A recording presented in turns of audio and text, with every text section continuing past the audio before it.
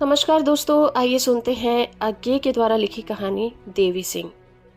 बाबूजी, कुछ मैगजीन खरीदोगे? मिस्टर आस्थाना ने उसका सवाल नहीं सुना।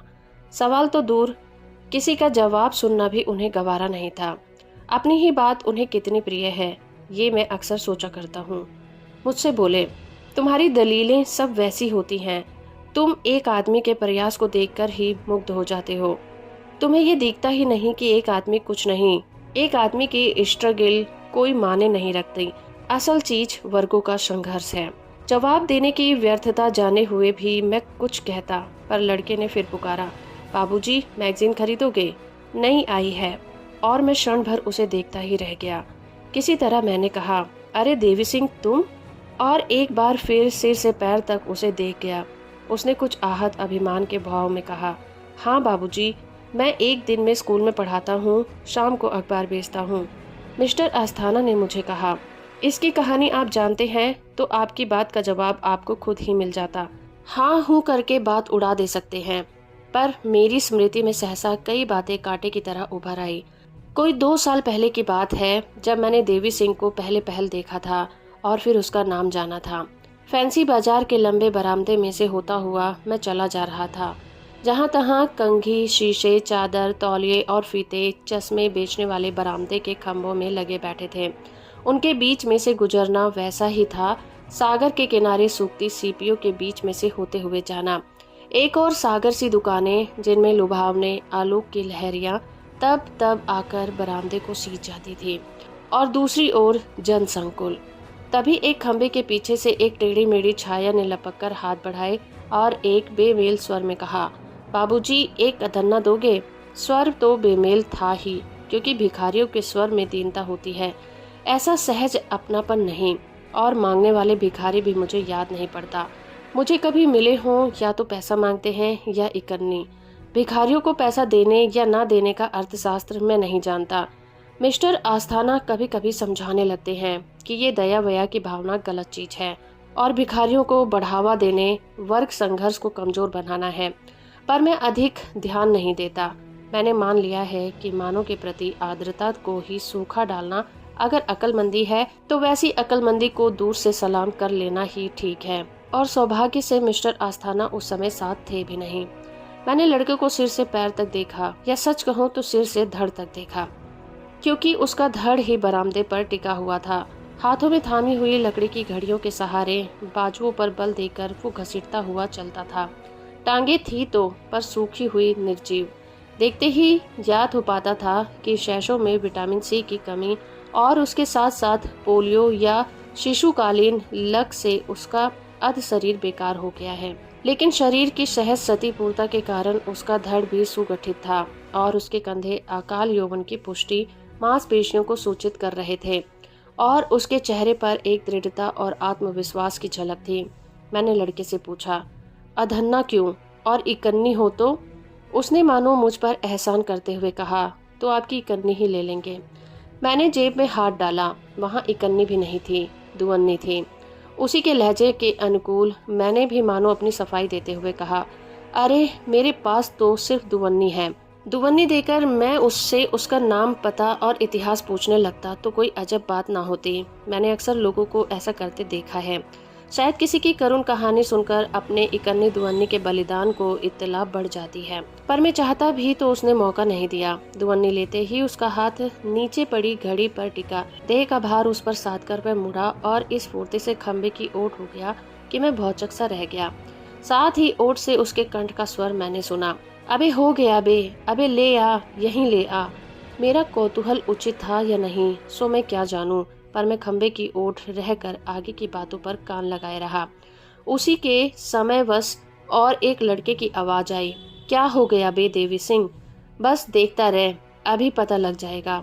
और एक तीसरा स्वर निकट आता हुआ, अबे साले तू बता दे, देख बे, गाली वाली मत दे, नहीं तो अभी ठीक कर दूंगा, हाँ। और फिर दूर से किसी और उन्मुख होकर देवी सिंह ने आवाज दी, ले आ बे, जल्दी ले आ, इनको भी दिखा दीजो।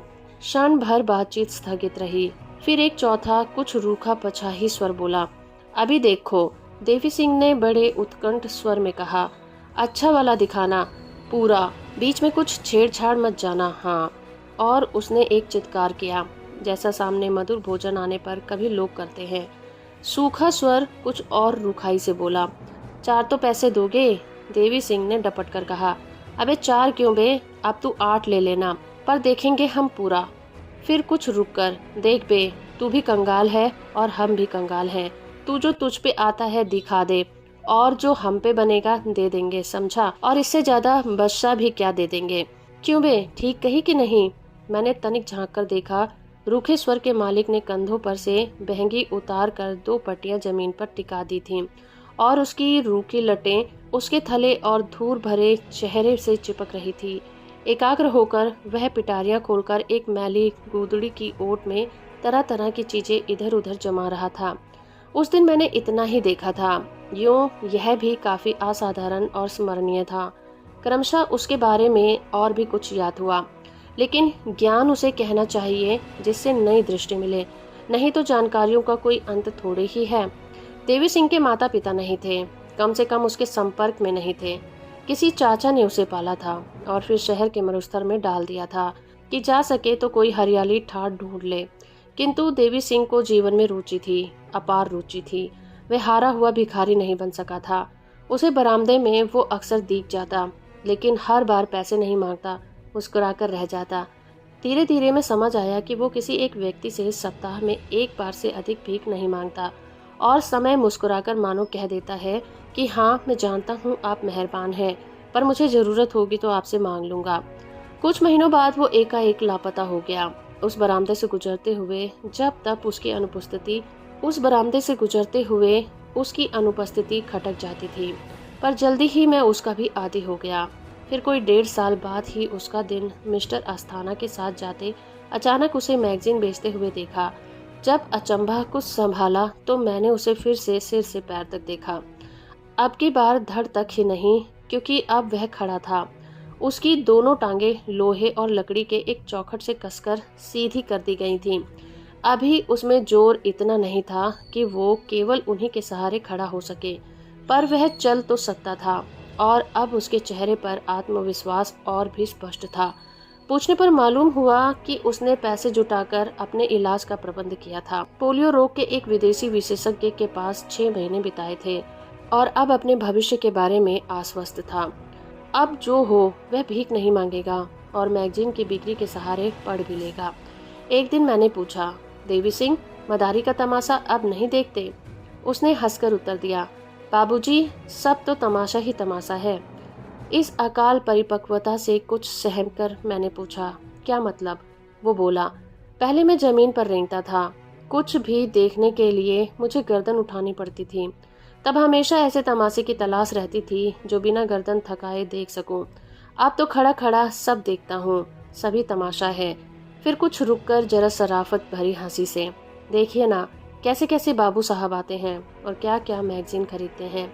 उस दिन मैंने सोचा था इस समय कहीं मिस्टर आस्थाना साथ होते, पर अच्छा ही हुआ नहीं थे। नहीं तो सारी बात सुनकर उन्हें केवल वर्ग युद्ध का और प्रमाण ही दिखता, क्योंकि नहीं तो विटामिन सी की कमी ही क्यों और पोलियो ही क्यों हो। ऐसे भी लोग हैं जो मानते हैं कि अभाव में भी अपने को उपयोगी बनाना, पंगु होकर भी समाज में अपने अस्तित्व को सार्थक बनाना केवल पलायन है। उसके लिए वर्गों का संघर्ष ही सब कुछ है, व्यक्ति का आत्मदान कुछ नहीं। वो ये नहीं देखते कि आत्मदान से पलायन सबसे बड़ा पलायन है, वह जीवन के रस में पलायन है, किसी मरुस्थल की ओर कौन जाने। तो दोस्तों, अभी आप सुन रहे थे अज्ञे के द्वारा लिखी कहानी देवी सिंह। उम्मीद करती हूँ मेरा ये प्रयास और ये कहानी आपको अच्छी लगी होगी। वीडियो को लाइक और चैनल को सब्सक्राइब करना बिल्कुल मत भूलिएगा।